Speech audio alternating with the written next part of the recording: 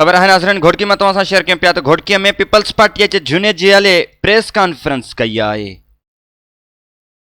संदसि चवणु आहे त आऊं पीपल्स पार्टीअ जो झूनो जियालो आहियां। शहीद ज़ुल्फ़िकार अली भुट्टो खां वठी पार्टीअ में कमु कयां पियो, पर हाणे पार्टी अंदरि नवनि भत्ताखोरनि कब्ज़ो कयो आहे, जंहिं करे पार्टीअ खे सख़्तु नुक़सानु रसी रहियो आहे।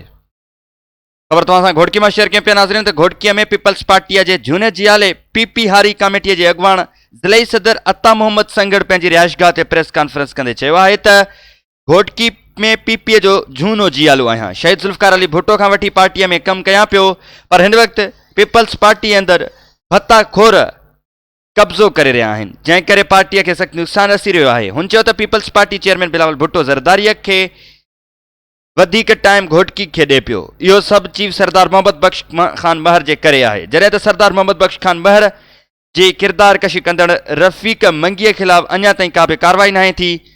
हुन ख़िलाफ़ ज़िले सदर मीर बाबर खान लिण पिणु नोटिस वरितो आहे। हुन चयो त रफ़ीक मंगी जूं पार्टीअ लाइ कहिड़ियूं क़ुर्बानियूं आहिनि, हुनखे फौरी तौर ते हटायो वञे।